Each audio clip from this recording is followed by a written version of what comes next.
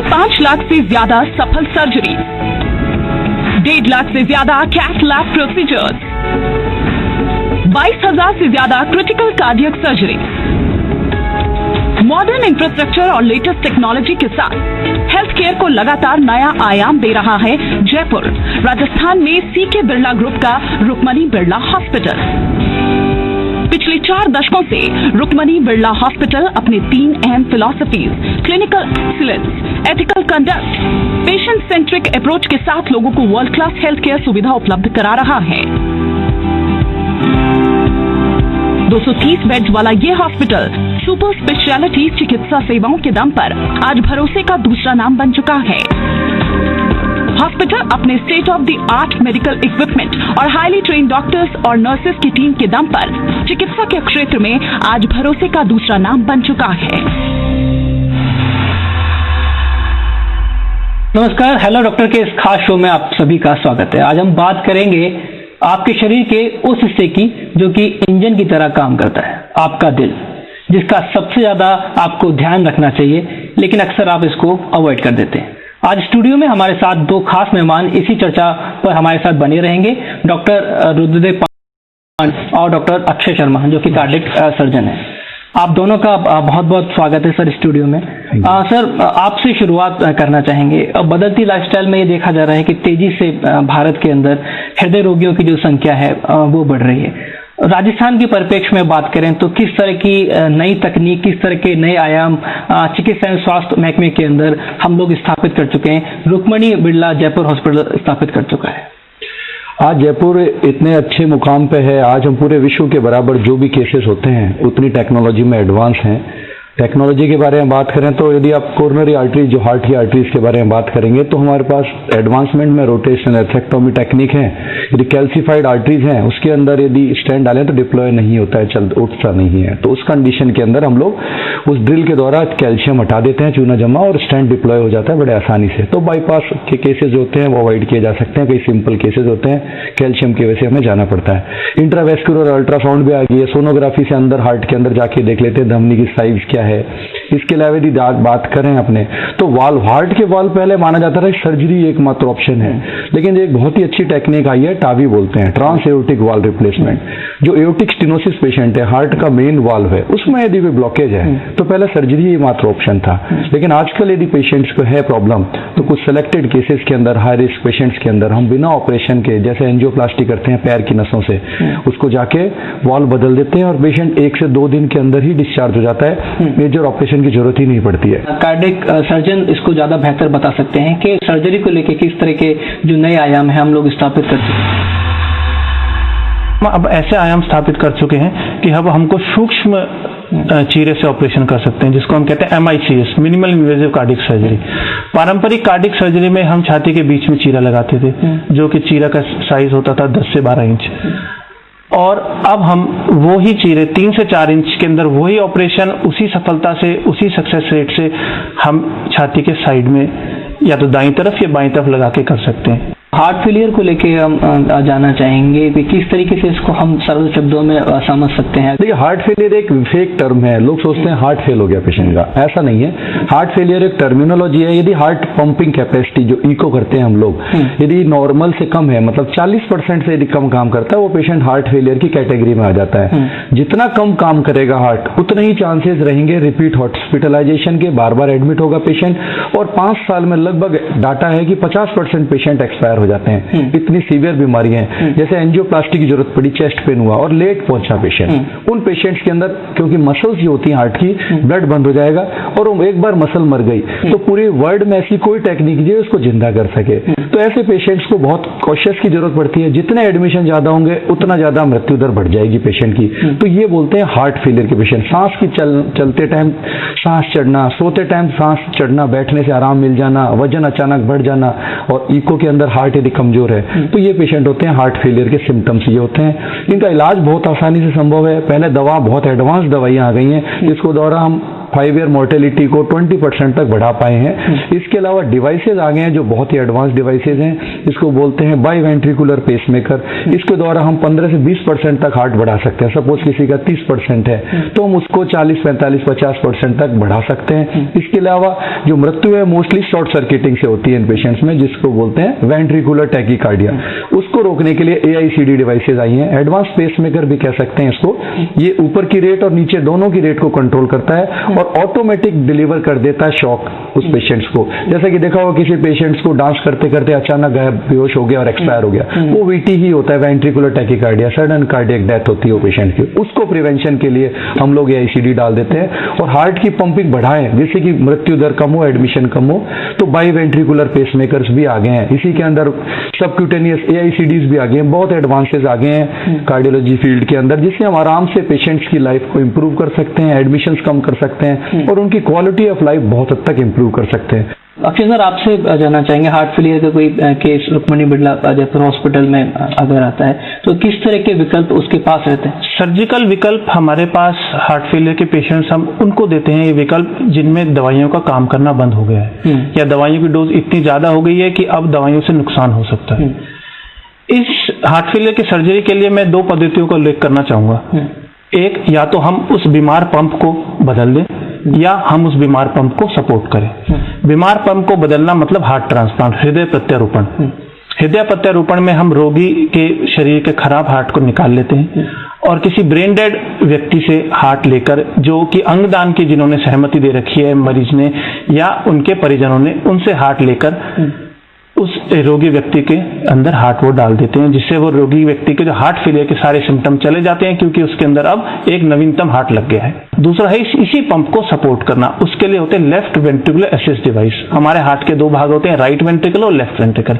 Left ventricle हमारे शरीर के अंदर ब्लड को पंप करता है, तो उसके अंदर हम इस प्रकार के डिवाइस लगा देते हैं जो कि उसकी पंपिंग को ले लेते हैं और सारी बॉडी में ब्लड पंप करते हैं। वो बैटरी ऑपरेटेड डिवाइसेस होते हैं जिनकी तार बॉडी में बाहर आती है और बैटरी से चलते हैं। यह सब पेशेंट स्विमिंग के अलावा बाकी सब काम कर सकते हैं, क्योंकि ये पानी से खराब हो सकती है बैटरी, इसलिए है स्विमिंग नहीं कर सकते। अक्सर लोगों का सवाल ये रहता है कि क्या दवाइयों से जो हार्ट पेशेंट है उसकी किसी ना कोई दिक्कत है हृदय संबंधी, तो क्या दवाइयों से वो क्योर हो सकता है, ठीक हो सकता है? देखिए, हार्ट अटैक का पेशेंट है, यदि पेशेंट का हार्ट कमजोर हार्ट अटैक से हुआ है और टाइमली इंटरवेंशन हो गया है तो जनरली 40 दिन के अंदर पेशेंट इंप्रूव नियर नॉर्मल आ जाता है। हमने बहुत पेशेंट देखे हैं, इसको बोलते हैं इमरजेंसी एंजियोप्लास्टी, प्राइमरी एंजियोप्लास्टी। लेकिन जो मांसपेशी जिसकी कमजोर हो गई है, अत्यधिक जो अल्कोहल लेते हैं या डायबिटीज कॉमन है, जिसके मांसपेशी सिकुड़ गई है, उस पेशेंट्स को जनरली दवाइयों का फायदा नहीं होता, सिर्फ सिम्टोमेटिक रिलीफ देते हैं जिससे कि फ्लूइड ओवरलोड में नहीं जाए, सांस नहीं चढ़े मरीज को। दवा एक दो आई है जिससे थोड़ा फायदा हुआ है, 2-5% बढ़ सकता है, लेकिन डिवाइसेज यदि डलती हैं तो उस पेशेंट्स को 10 से 15% फायदा हो सकता है, नियर नॉर्मल लाइफ जी सकता है। इसी की वजह से हम लोग कहते हैं यदि चेस्ट पेन है तो जितना जल्दी हो सके नियरेस्ट सेंटर पे जाइए, जिससे कि हम लोग मांसपेशी को बचा सकें। आजकल एक हार्ट टीम कॉन्सेप्ट डेवलप हुआ है, जितने भी एडवांस प्रोसीजर्स हैं, जैसे मैंने बताया था टावी का प्रोसीजर्स है, जैसा डॉक्टर ने बताया कि ये एलवेड है, इन सबको एक हार्ट फेलियर क्लिनिक कवर करता है। ऐसे ही हमने स्ट्रक्चरल हार्ट क्लिनिक स्टार्ट किया है जिससे कि इंटीग्रेटेड अप्रोच रहे। सर, आपसे जानना चाहेंगे, अक्सर लोगों का सवाल रहता है कि किसी वृद्ध व्यक्ति की कोई पहले सर्जरी हुई है और दोबारा से उसको किसी तरह की कोई दिक्कत होती है, तो उस व्यक्ति के लिए क्या कुछ विकल्प रहते हैं सर्जरी के अंदर? उनके लिए 2 विकल्प हैं। मिनिमल इन्वेजिव भी उनके लिए विकल्प है। अगर उनको पहले पारंपरिक कार्डियक सर्जरी हुई है तो हम साइड से दोनों तरफ से, दाईं या बाईं तरफ छाती की तरफ से हम हार्ट को अप्रोच कर सकते हैं। और रीडू सर्जरी जिसको कहते हैं, हम दोबारा से उनको पारंपरिक रूप से भी हम उनकी सर्जरी कर सकते हैं। एंड हमारे पास बहुत पेशेंट्स होते हैं जिनके पहले बाईपास ऑपरेशन हो चुके होते हैं, बट अब उनके over a period of time उनके हार्ट अब कमजोर हो गए हैं। ऐसे मरीजों में अगर हमको हृदय प्रत्यारोपण करना हो या एलवेड लगाना हो तो वो हमारे लिए दोबारा सर्जरी हो जाती है। बट हम तकनीकी रूप से अब इतने सक्षम हो गए हैं कि दोबारा सर्जरी करना हमारे लिए एक प्रथम बार सर्जरी करने के ही जैसा है। सर, आपसे जानना चाहेंगे, रुक्मणी बिड़ला जयपुर हॉस्पिटल में जब भी कोई पेशेंट हार्ट से जुड़ा हुआ आता है, उसको कोई किसी तरह की दिक्कत होती है, गंभीर होता है, तो किस तरह की तैयारियां हॉस्पिटल में रहती हैं? देखिए, पहला तो इमरजेंसी में यदि पेशेंट आ रहा है हार्ट अटैक का, तो उसके लिए तो एक अलग ही टीम रहती है जिसको बोलते हैं प्राइमरी केयर टीम जो होती है, तो वो पेशेंट डायरेक्ट कैथ लैब में जाता है। दूसरा पेशेंट्स आते हैं ओपीडी में आते हैं, जैसे हार्ट फेलियर के पेशेंट्स आते हैं, इमरजेंसी में आएंगे स्टेबलाइज होके, वो भी हार्ट फेलियर के अंदर ही आते हैं। हमारा हार्ट फेलियर क्लिनिक होता है वीकली, जिसमें मैं और डॉक्टर अक्षय बैठते हैं और डिसाइड करते हैं पेशेंट की जो भी डाटाज होते हैं उसके हिसाब से पेशेंट के लिए फ्यूचर में क्या करना है, क्या नहीं है, पैरामीटर्स बढ़ रहे हैं तो बेटर रहेगा। ट्राई करते हैं इनिशियली दवाई से ही स्टेबलाइज हो जाए पेशेंट, यदि नहीं होता है तो उसको डिवाइसेस बताते हैं, इन डिवाइसेस से फायदा हो सकता है। पेशेंट को एजुकेट करना उसकी बीमारी के बारे में हार्ट फेलियर में बहुत आवश्यक, काउंसलिंग उसकी होनी चाहिए, बहुत आवश्यक है, क्योंकि हार्ट फेलियर के पेशेंट्स काफी दिनों से बीमार होते हैं, काफी सालों से बीमार होते हैं, तो उनको उनकी बीमारी के बारे में समझाना, उनको उनके इलाज के बारे में समझाना, उनको कॉन्फिडेंस में लेना। हमारा मानना यह है जब तक रोगी को कॉन्फिडेंस नहीं होगा, उसको ये समझ नहीं आएगा उसकी क्या बीमारी है और उसका क्या इलाज है, जब तक वो डॉक्टर में कॉन्फिडेंस नहीं दिखा पाएगा। तो चलिए चर्चा को हम आगे भी जारी रखेंगे कुछ और अहम सवालों के साथ में और कुछ खास गेस्ट के साथ में।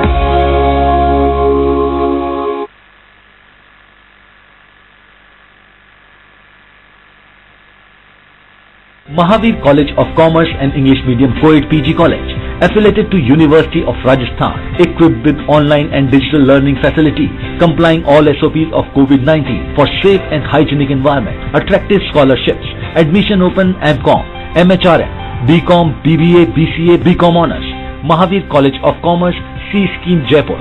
Visit www.mahavircollege.org.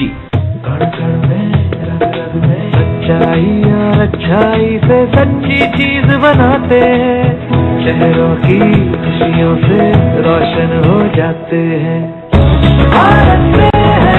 1983 से आत्मनिर्भर भारत के लिए संकल्पित है ज्योति labs. Welcome to JCRC University, the land of world-class learning, where the future looks bright and your dream takes a flight. A leading university in the beautiful land of Jaipur, offering global placement opportunities. Visit jcrcuniversity.edu.in. तो इस खास चर्चा में एक बार फिर से आप सभी का स्वागत है। स्टूडियो में हमारे साथ दो खास मेहमान रुक्मणी बिरला जयपुर हॉस्पिटल से जुड़े हुए हैं, डॉक्टर आलोक माथुर जो कि कार्डिक सर्जन है, डॉक्टर सुनीत बेनीवाल जो कि कार्डियोलॉजिस्ट है। आप दोनों का बहुत बहुत स्वागत है। खास चर्चा इस वक्त चल रही है। सर, आपसे हम जानना चाहते हैं, एक खास कॉन्सेप्ट के साथ में, एक बहुत अच्छे कैंपेन के साथ में आप लोगों ने एक शुरुआत की है, एक नई पहल की है, पिंक हार्ट। इसके बारे में जानना चाहेंगे। बहुत कम लोगों ने ऐसा सोचा होगा, इस तरह की सोच रखी होगी। क्या सोच थी और एग्जैक्टली कैंपेन क्या है? इस कैंपेन की या इनिशिएटिव कहते हैं हम, इसकी शुरुआत इस भ्रांति से हुई जो हम लोगों को देखने को मिली कि महिलाओं में हार्ट की बीमारी होने का खतरा पुरुषों के मुकाबले कम है।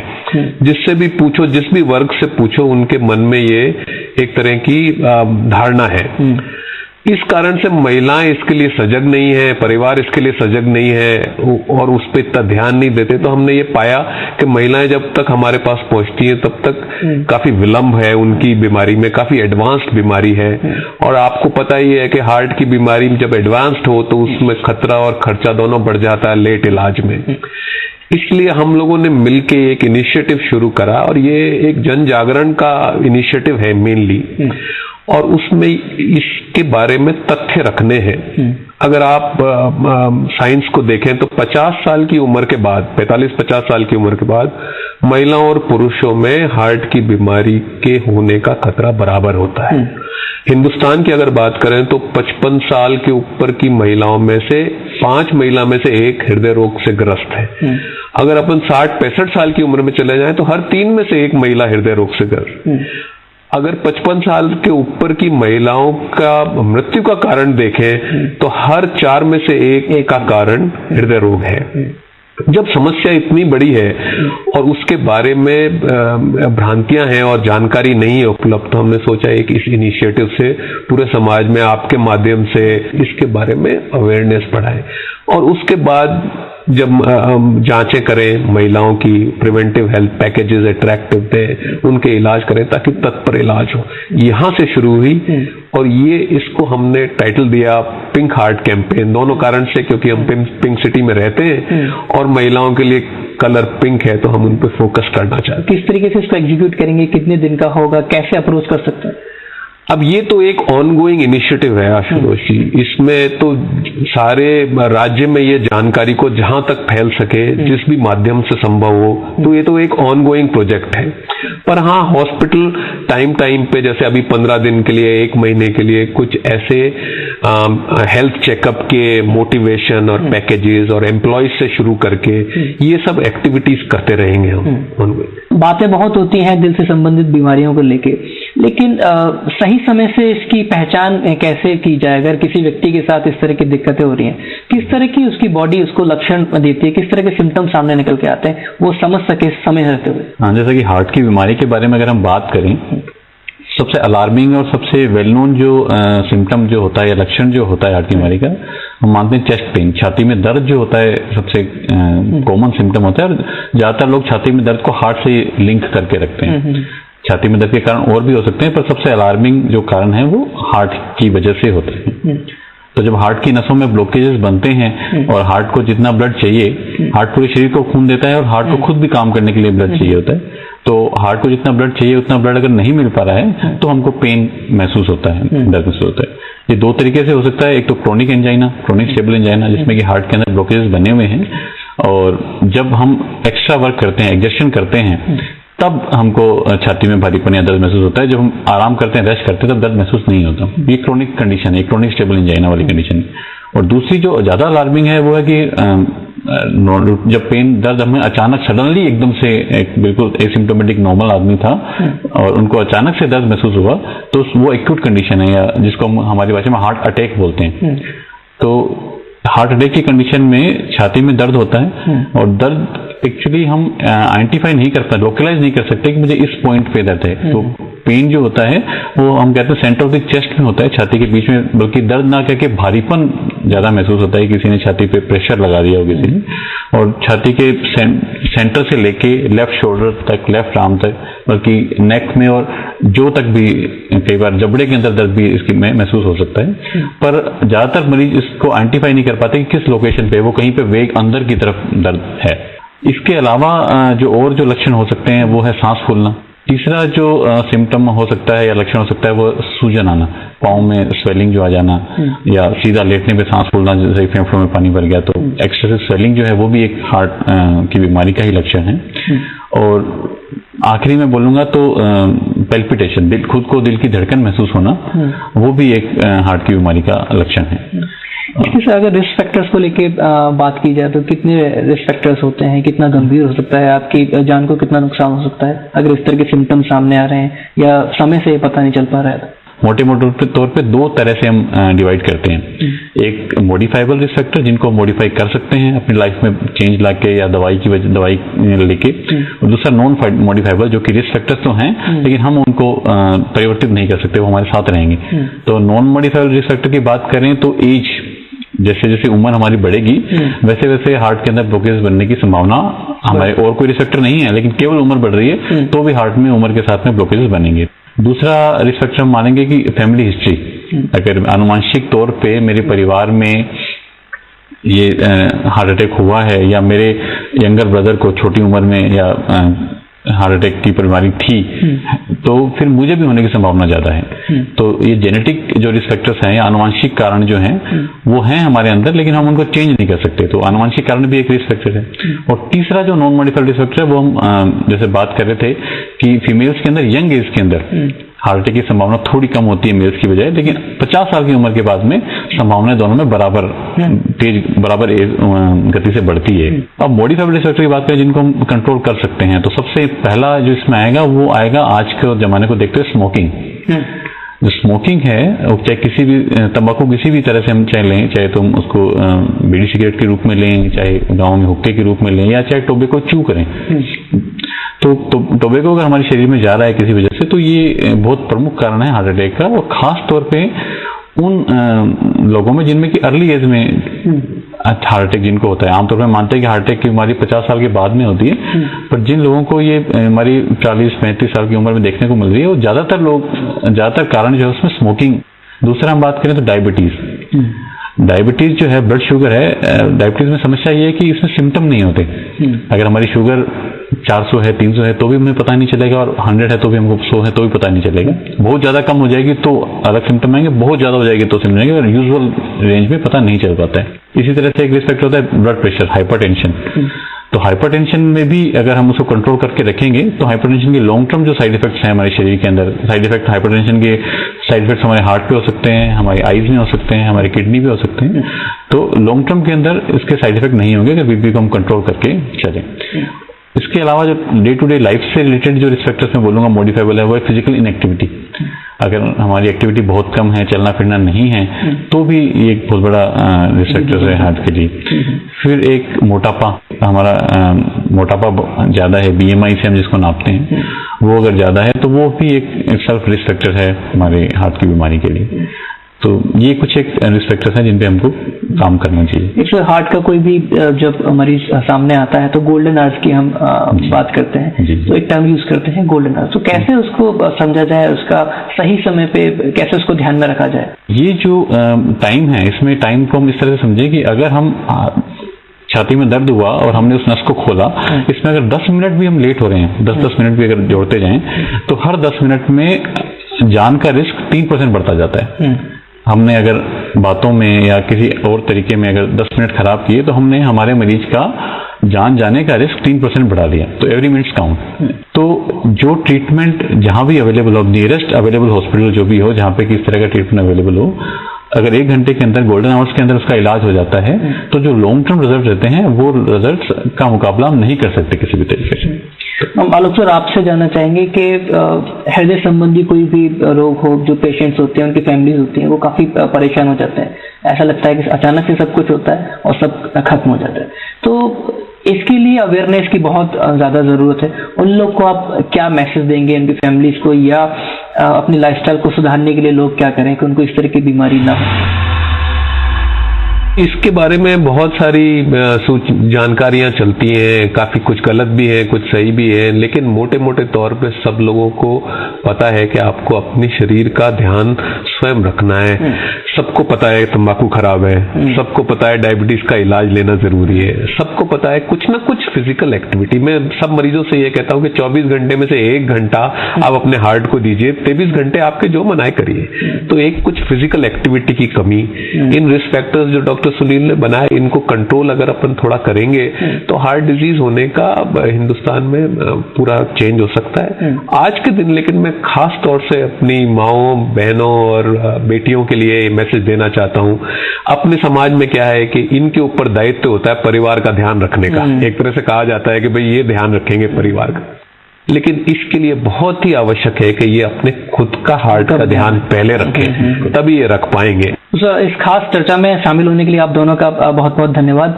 और एक खास इनिशिएटिव के साथ में रुक्मिणी बिरला हॉस्पिटल जयपुर ने शुरुआत की है पिंक हार्ट। तो आप भी अपने घर की जो महिलाएं हैं उनका ध्यान रखिए, क्योंकि आपके घर की जो सबसे महत्वपूर्ण हिस्सा है हार्ट की तरह, वो खुद होती है। आज के इस खास शो में इतना ही।